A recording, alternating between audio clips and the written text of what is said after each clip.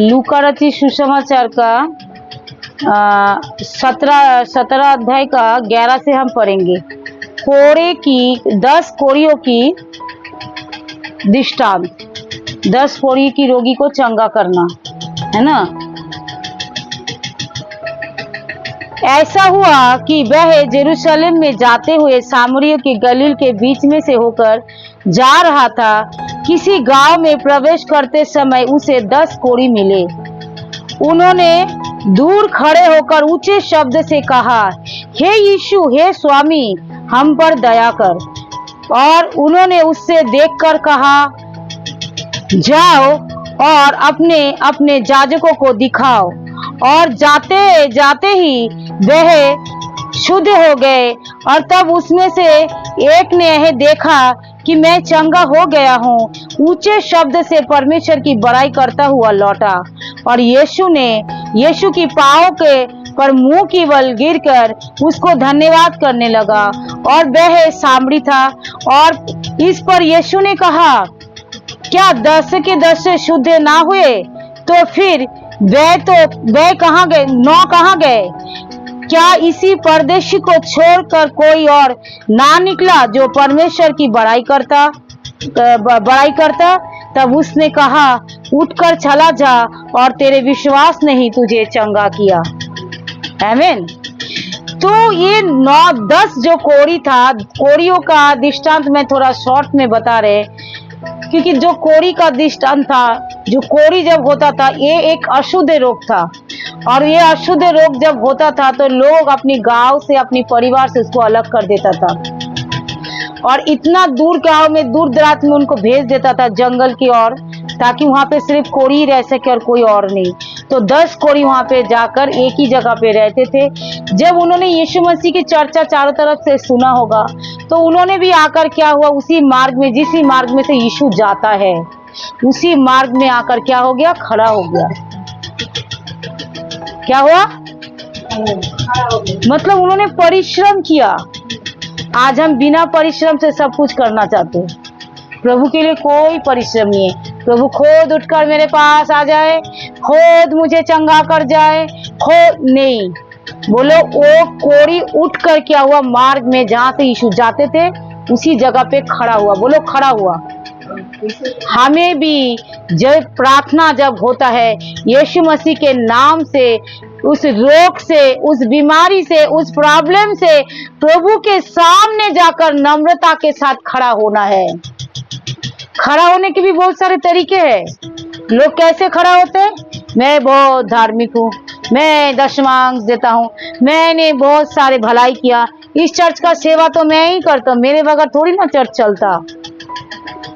मैं दशमांश ना देता क्या ये इंस्ट्रूमेंट आता, ये चीजें आता? मैं नहीं।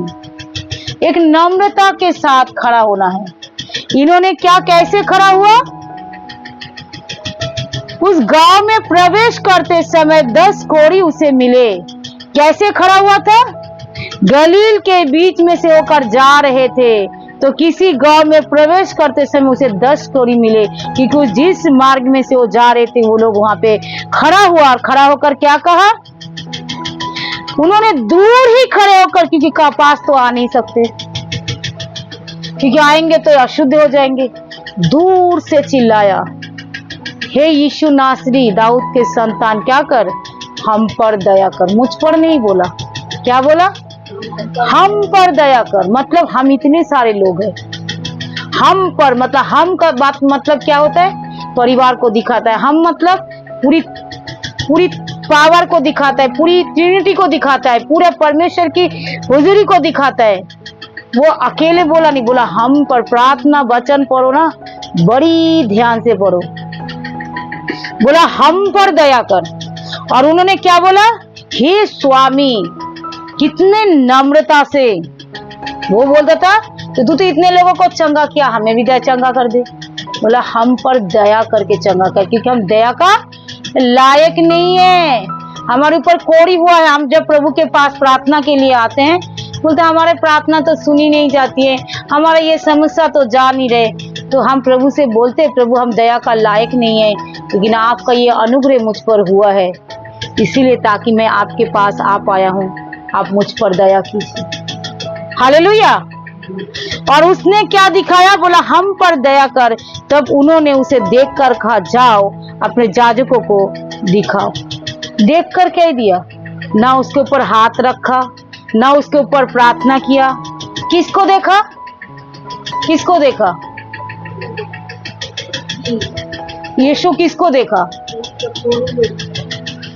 कोढ़ी लोगों को नहीं देखा, यीशु उस दुष्ट आत्मा को देखा और उसके ऊपर घूरकर बोला, जाओ जाकर याजकों को दिखा दो। क्योंकि आत्मिक लोग, परमेश्वर के लोग जो बोलता है, अमर मेरे लिए तो प्रार्थना नहीं किया, मेरे ऊपर तो हाथ नहीं रखा, मेरे तो हिलाया नहीं, मेरे तो झोटा पकड़कर घुमाया नहीं। लोग बोलते हैं ऐसे, क्योंकि दुष्ट आत्मा को तो इस तरीके से घुमाया जाता है ना, वो घुमाते रहते हैं। घुमाया नहीं तो मेरे अंदर से दुष्ट आत्मा थोड़ी निकलेगा, निकलता है।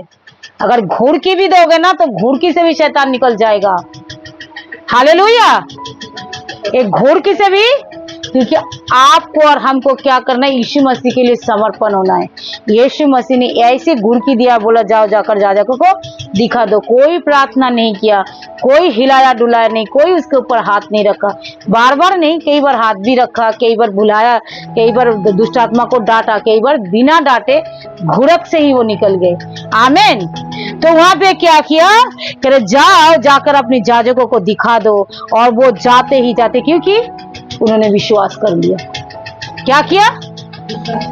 विश्वास। बोलो सबसे बड़ी बात है ना। परमेश्वर के राज्य में आने से हमें विश्वास करना चाहिए।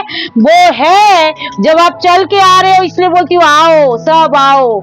जब आप चल के आ रहे हो तो जाओ, आप जानो यहाँ पे परमेश्वर है, वो अपनी खोजने वालों को प्रतिफल देता है।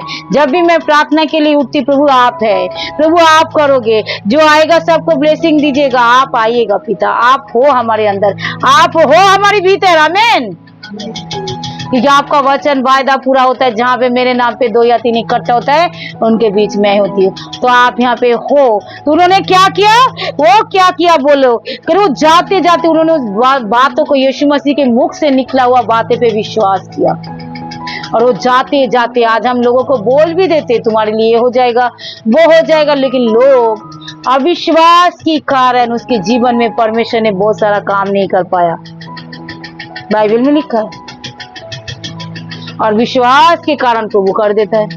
तुम कुछ भी सुनकर बाहर निकल जाओ।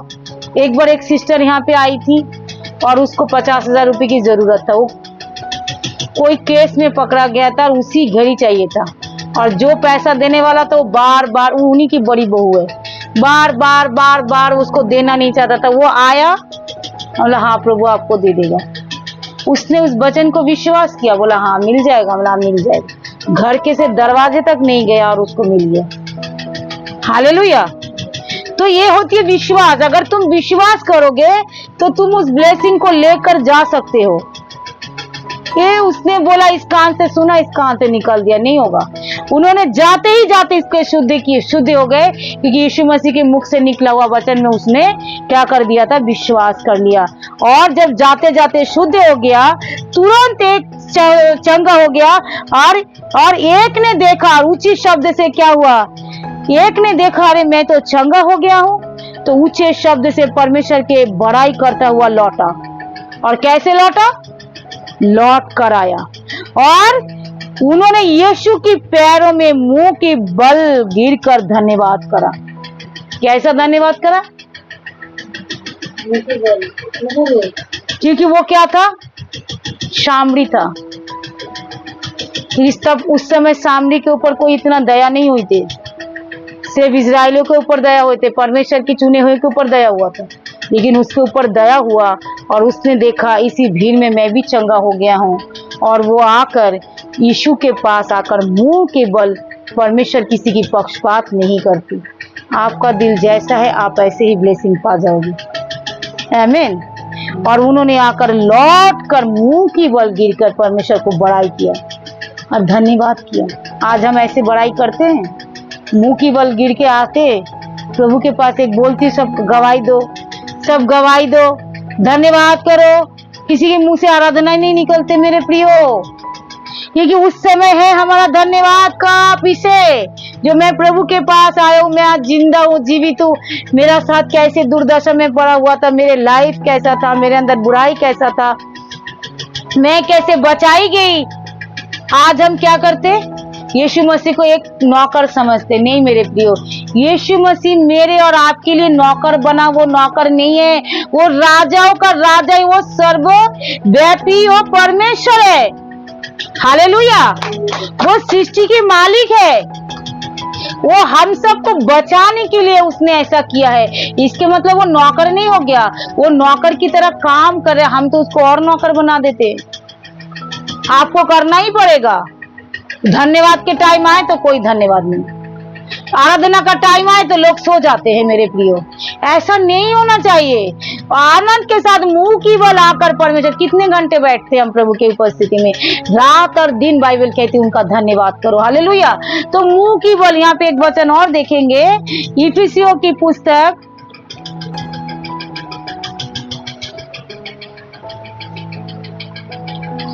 इफिसियों की पुस्तक देखो, इफिसियों 5 का 10-20, और सदा सब बातों के लिए हमारी प्रभु यीशु मसीह के नाम से परमेश्वर पिता का धन्यवाद करते रहो, और मसीह के भय में एक दूसरे से अधीन रहो। किसकी भय में? मसीह की भय है। पास्टर के अधीन ही लोग नहीं रहते तो एक दूसरे के अधीन क्या रहेंगे? पास्टर को ही लोग उल्टे सीधे सुना देते तो एक दूसरे के अधीन क्या रहेंगे? अधीन मतलब आप जो बोलोगे मैं सुन रहा हूं, आपकी बातों में मैं विश्वास कर रहा हूं। क्या बोले? एक दूसरे के अधीनता में रहकर क्या करो? एक दूसरे से प्रेम करो, और क्या करो? सर्वदा सदा क्या करो? धन्यवाद। इस कोरी ने क्या किया? आज काम होगा तभी धन्यवाद, और कल का काम का क्या हुआ? जो इतना साल तक प्रभु करते आ रहे उसका क्या हुआ? प्रभु हमारे नौकर नहीं है मेरे प्रियो, प्रभु हमारा राजा है, वो हमारा पिता है। उसका तो ये बड़ी बड़ापन है, उसका तो ये बड़ा दिल प्रेम से भरा हुआ है, जो हमारी जैसी पापी के ऊपर उसने अनुग्रह किया। कल रात को भी हमने बोला, प्रभु मेरे जैसे पापी के ऊपर आपने अनुग्रह किया, ये तो आपका बड़ा प्रेम है, मैं तो ऐसा लायक ही नहीं हूँ प्रभु। तो इसके लिए प्रभु का रात और दिन सोच सोच कर धन्यवाद करो, जो मैं इसका लायक नहीं थी। मेरा तब जाकर बड़े बड़े बात लोगों को बोल नहीं पाओगे। जब बोलने आओगे तो कंट्रोल आ जाएगा, जब तुम अपने आप को चेक करोगे, जो मैं कौन सी जगह से उठकर कौन सी जगह पे आज मैं हूँ। कल तुम्हारा दशा कौन सा था? आज तुम अपना घर दिखा रहे हो, मेरा घर है। कल तुम्हारा घर कहाँ था? तो दशा को हमेशा याद करना है, जो मेरा दशा कल कैसा था। तो उस दशा को याद करके हम क्या करेंगे? हमेशा धन्यवाद बने रहेंगे। तो नहीं मेरे परमेश्वर, ये दशा जो आपने मुझे बनाया है, मैं इसका लायक नहीं था। आज तुम जब बोलो, कल पता नहीं और क्या क्या बोलोगे, तो परमेश्वर ही जाने। हालेलुया। लेकिन एक बात है तुम जानो, जैसा करनी ऐसा भरनी। जैसा तुम बुनोगे बोओगे वैसा ही तुम काटोगे। अच्छा बो तो अच्छा ही काटने पाओगे। तो परमेश्वर हमारा बॉस है, वो हमारा नौकर नहीं है। Praise the lord. Yeshu Masih हमारा बॉस है, वो हमारा नौकर नहीं है। वो हमारा पिता है, वो हमारा नौकर नहीं है। परमेश्वर के लोग किसी की नौकर नहीं है, जो बार बार तुम लोगों को समझाए और तुम लोग उसे जूते चप्पल से मारो। परमेश्वर लोगों को किसी का नौकर नहीं है। परमेश्वर प्रेम है, इसलिए परमेश्वर यीशु मसीह सबसे प्रेम करता है, और परमेश्वर के लोग भी सबसे प्रेम करते हैं। इस वचन को मानते हुए तो हमेशा क्या करो? प्रेम से सबको डांटो, प्रेम से शिक्षा दो, प्रेम से एक दूसरे की अधीनता में रहो। हालेलुया। पास्टर का परमेश्वर की अधीनता में नहीं रहते तो यीशु मसीह का अधीन, एक दूसरे के या भाई बहनों का क्या अधीन रहेंगे? तो हमको अधीनता में रहना है मेरे प्रियो। ये तो कभी हम ब्लेसिंग नहीं पाएंगे। कितने भी पूरे दिन और रात चिल्लाते रहो, वहीं पे वहीं, बल्कि और से बदतर से भी बदतर जिंदगी हो जाएगा, लेकिन ऊंचे तक कभी नहीं पहुंच सकते। ऊंचाई पे चढ़ने के लिए करे, तूने जो मुझसे स्नेह किया। कौन सी जगह में लिखा है? भजन संहिता 91 में, इसलिए मैं तुझे ऊंचे पे चढ़ाऊंगा। आमीन। तो सबसे पहले उसको स्नेह करो, और उसको स्नेह करने के लिए हमें क्या करना पड़ेगा? उसको सबसे प्रेम करो, और प्रेम करने से हमको क्या करना पड़ेगा? सबसे पहले उसको आज्ञाओं को मानना पड़ेगा। यूहन्ना में लिखा है 14 में, जो मुझसे प्रेम करता है वो मेरी आज्ञाओं को मानता है मेरे प्रियो। हालेलुया। तो सबसे पहले उसकी आज्ञाओं को मानो, उसकी आज्ञा में हमें जो बोले हमें वही करे। अधीनता में बोले तो अधीनता में रहे, धन्यवाद देने के लिए बोले तो हमेशा धन्यवाद देते रहे। अगर हाथ जोड़ के रहने बोले तो हाथ जोड़ के रहो, लेकिन रहो ताकि तुम्हारा दुर्दशा ऐसा नहीं हो। क्योंकि ये सीक्रेट है, आत्मिक लेवल में ये सीक्रेट है। तुम एक दूसरे को माफी क्यों मांग लेती हो बार बार? क्योंकि मैं ब्लेसिंग पाना चाहती हूँ। कुछ लोग सोचते माफी मांगने से क्या होता था? मैं नीचे गिर गया। मैं नीचे नहीं गिर गया, मैं ऊंचे पे उठ गया, क्योंकि मैं परमेश्वर की वचन को मान रही हूँ। Praise the Lord. तो हमको क्या करना पड़ेगा?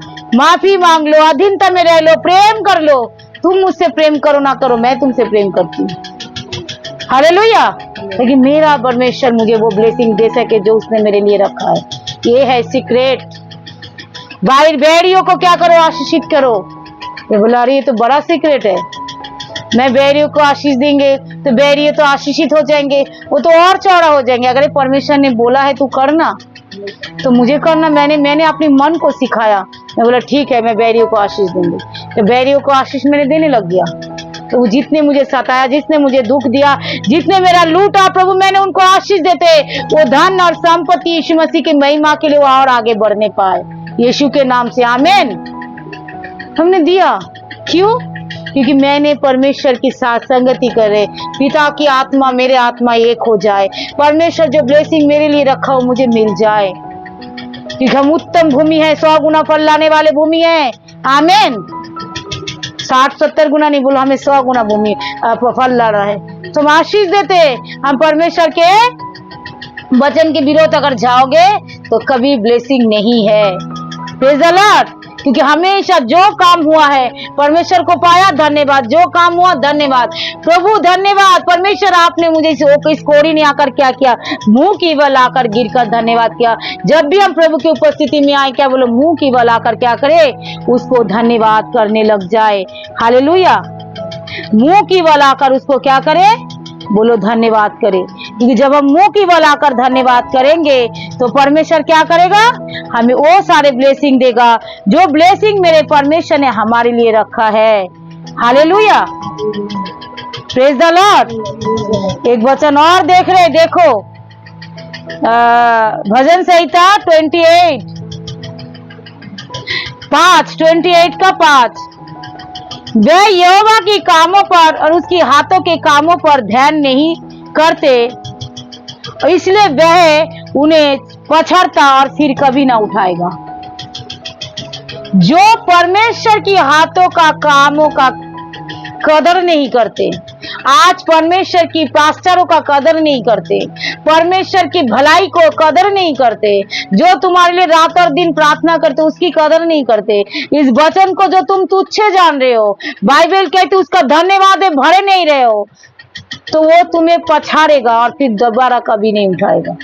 लिखा है बाइबल में। इन्होंने मुझसे कल कहा मेरे इतना लंबा क्यों रखा, टाइम क्यों लग रहा है? मैं बोला नम्र हो जा, लंबा टाइम छोटा हो जाएगा, परेशानी कम हो जाएंगे। हालेलुया। क्योंकि परेशानी बोलो कम करना मेरे हाथ में है। बोलो परेशानी को कम करना। दूसरे को ना देखो, दूसरे को गलती का ना देखो, अपनी गलती देखो। अपने आप को नम्र बनाओ, अपने आप को परमेश्वर के अधीन कर लो। ब्लेसिंग का दरवाजा आपके लिए हमारे लिए खुल जाएगा। Praise the Lord. जो वचन बोल रहे बस करते चले जाओ, चाहे उसको आप में लॉस में क्या हो तो कभी करो, लेकिन वो आपके लॉस के लिए नहीं, वो आपके लाभ के लिए है। आमीन। इसलिए हम बोलते ना दूसरे का चर्चा नहीं, मैं किसी का चर्चा नहीं करता। चर्चा करना होता तो पीठ पीछे कर सकते, उसको चर्चा बोलते, उसका चुगली बोलते, जो पीठ पीछे करते। जो सामने होता है उसको चुगली नहीं, उसको क्या है? सामने जो होता है उसको क्या बोलते? बुद्धिमानी की तरह खुली डांट बोलो गुप्त प्रेम से उत्तम है, ताकि दूसरे भी सुने सुधर जाए। आमीन। तो हम वचन के अनुसार करने की पवित्र आत्मा हमारे अंदर करवाता है। खुली डांट पीछे भी बोल सकते। किसी ने बोला तुम अपनी बहन को बुलाकर समझाओ, मैं बोला नहीं, हम ऐसा काम नहीं करते, हम सामने बोलते। और हम किसी की पीठ पीछे बात नहीं करते। पीठ पीछे बात करना तो वो चुगली हो गया। हम क्यों चुगली करेंगे भाई, हम सामने बोलते ताकि तुम सीखो, ना सीखो छोड़ दिया, ना सीखो। हालेलुया। लेकिन हम सामने बोलेंगे, पीठ पीछे नहीं, ताकि बुद्धिमान को शिक्षा दो और बुद्धिमान हो जाए, मूर्खों को ना शिक्षा दो ताकि तुम्हारा अपमान हो। हालेलुया। तो क्या बोल रहे परमेश्वर का वचन, हृदय में हमेशा धन्यवादी बने रहना है। कल का क्या हुआ, परसों का क्या हुआ, सब बातों को लेकर रोज धन्यवाद करो और एक दूसरे से अधीनता में रहो। नहीं तो एक बार परमेश्वर पछाड़ देगा, फिर कभी नहीं उठाएगा। तो तू तो अभी तो धन्यवाद नहीं करता, वो खाली शिकायत तेरे मुंह से, खाली मेरा यीशु किसी की नौकर नहीं है। Praise the lord. Yeshu Masih बोलो हमारा राजाओं का राजा है, वो हमारा पिता है, वो हमारा माँ है, वो हमारा बाप है, वो हमारा उद्धार करता है, वो हमारा मुक्तिदाता है। वो हमारा नौकर नहीं है, लेकिन वो नौकर बनकर इसीलिए आया, वो हमको बचाने आया, वो हमको शिक्षा देने आया, वो हमें समझाने आया, ताकि हम भी एक दूसरे से ऐसा ही प्रेम करें और परमेश्वर की राज्य में प्रवेश करें। इसलिए पहले गुरु होकर अगर तुम शिष्यों का पैर धो सकते हो, तो तुम भी एक दूसरे की अधीनता में रहो। पैर धोने का मतलब अधीनता में, अपने आप को बड़ा मत दिखाओ। हालेलुया। Praise the Lord. ये परमेश्वर का वचन यीशु ने हमें सिखाया, ताकि वो हमारा बॉस है, वो हमारा मालिक है, लेकिन फिर भी उसने हमारे लिए जब इतना झुका, तो हम भी सबके आगे झुक सकते। हमारा क्या है, कुछ नहीं। मेरा परमेश्वर ही हमारे लिए सब कुछ है, उस पवित्र आत्मा ही हमारे लिए सब कुछ है। रात और दिन धन्यवाद देते रहो और अधीनता में रहते रहो। एक दूसरे से प्रेम करो, सताने वालों को प्रेम करो, बैरियों के लोगों को प्रेम करो, एक दूसरे को आशीष दिया करो, एक दूसरे को भलाई के लिए तत्पर रहो। तेरे 2 किलोमीटर कोई तुझे चलाए, तो उसके फालतू में 1 किलोमीटर और चले जा। प्रत्येक को आशीष दे। बुराई में से ना हारो, बुराई में से क्या करो, भलाई को जीत लो। अगर आपके अंदर जो भलाई है वो जीत लो। कैसे करके, भलाई करके बुराई को जीत लो। बोलते बुराई में से क्या करो, ना हारो, भलाई करके बुराई को जीत लो। तो ये हमारा मकसद होना चाहिए। Praise the Lord. इसलिए बुद्धिमान बनो, बुद्धिमान बनो, बुद्धिमान बनो, ताकि घर भी बनाया जाए, कलीसिया भी बनाया जाए। प्रेम रहो, एकता रहो, नहीं तो छटाव कर दिए जाओगे। तेरे 2 जन रहेगा, एक को उठा लिया जाएगा और एक यहीं पे पड़े रहेंगे। हम यही चर्च से आसबो ना, हम दूसरे चर्च में चले जाएंगे। तुम कोई भी चर्च में चले जाओ, एक को उठा लिया जाएगा, तुम यहीं पे ही रह जाओगे। हम चर्च में क्यों जाते हैं, ताकि हमारा जिंदगी, हालेलुया, हम चर्च में क्यों जाते हैं, कि हमारा जीवन परिवर्तन हो, यीशु मसीह के साथ क्या हो जाए, अच्छा रिलेशन हो जाए। जब यीशु बादलों पे आए तो हम उठा लिए जाने पाए। तो उठा लिए जाने के लिए हम तैयार हो रहे, न्याय के लिए नहीं, यीशु मसीह के साथ राज्य करने के लिए। ताकि हम उठा लिए जाने के लिए हमें ये सब काम को करना पड़ेगा। और चाहे तुम बोलोगे इस कलीसिया में बड़ा डांट पड़ता है, दूसरे कलीसिया में चले जाएंगे। किसी भी कलीसिया में आप चले जाओ, किसी भी पासवान के पास चले जाओ, अगर तुम्हारे अंदर ये क्वालिटी नहीं रहेगा, तो तुम एक के नीचे रह जाओगे और एक रह जाएगा और दूसरा उठा लिया जाएगा। 2 जने चक्की पीस रहे, एक रह रहे, दूसरे को उठा लिया जाए। 2 जने खेत में है, एक है और दूसरे उठा लिए जाए। 2 जने बेड में सो रहा है, एक है और दूसरे को उठा लिए जाए। तो तुम लोग यहीं पे ही पड़े रह जाओगे। अगर परमेश्वर की ओर से अधीनता में रहो। परफेक्ट कोई भी नहीं है मेरे प्रियो, सबसे गलती होती है। अधीनता में रहना और मुंह को बंद रखना, और क्या है, शिक्षा को नाम सुनी ना करना, सुनकर उसको मानना, इसी के जरिए खुदावन आशीष देता है। जब इस वचन के जरिए हमें से प्रत्येक को आशीष दे, यीशु के नाम से। जो बाद में भी सुने तो वो भी आशीष पाए, यीशु के नाम से, आमीन।